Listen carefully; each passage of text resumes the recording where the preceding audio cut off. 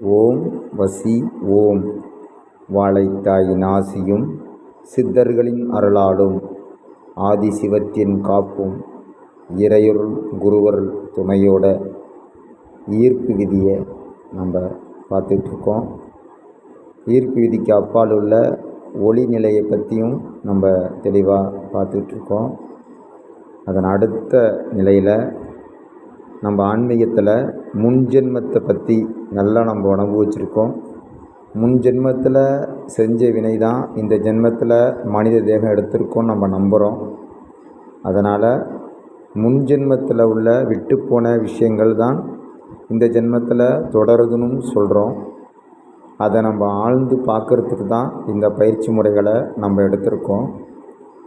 நம்ம ஒவ்வொருத்தவங்களும் நம்ம வாழ்க்கையில் ஒரு மனிதனுக்கு ஒரு தாய் தந்தை, அவருக்கு அந்த குழந்தை, அதே போல் மனைவி, இந்த 3 பந்தத்தையும் நம்ம எக்காரணத்து கொண்டும் நம்ம வாழ்க்கையில் மாற்றிக்க முடியாது, நினைவிலிருந்து மாறாது.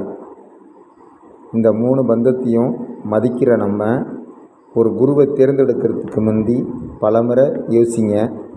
தேர்ந்தெடுத்ததுக்கப்புறம் நீங்கள் மாறிக்கிட்டே போகாதீங்க.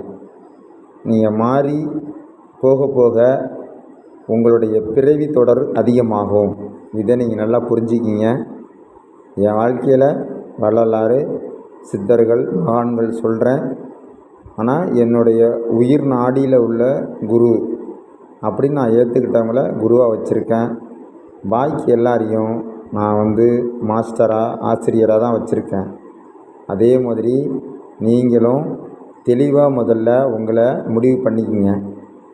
நம்மளுடைய பயிற்சி முறைகளுக்கு வர்றதுக்கு முந்தி, முதல்ல ஏற்றுக்கொள் தன்மையில் வர்றதுக்கு முந்தி நீங்கள் ஒரு முடிவு எடுத்துகிட்டு உள்ளே வாங்க. அப்போ தான் இந்த பயணத்தில் நம்ம ஒற்றுமையாக ஒரு அச்சீவ்மெண்ட்டை அடைய முடியும், ஒரு நிலையை போய் தொட முடியும். இல்லை இந்த நம்பிக்கையில் வர்ற உள்ளொன்று வைத்து புறமொன்று பேசும் உறவு களவாமை வேணுங்கிற அந்த தன்மைக்கு தள்ளப்பட்டு ஒவ்வொருத்தவங்களும் திசை திருப்பப்பட்டு சில கர்மாக்களை அனுபவிக்கிற சூழல் ஏற்படும். அதனால் நம்மளுடைய அப்பா அம்மா நமக்கு இந்த உடலை கொடுத்துருக்காங்க. அதே போல் நம்ம உயிர் கலப்புக்கு குரு வந்துட்டாங்க. அந்த குருவில் குழப்பம் அடையாதீங்க, அதில் கவனமாக இருங்க.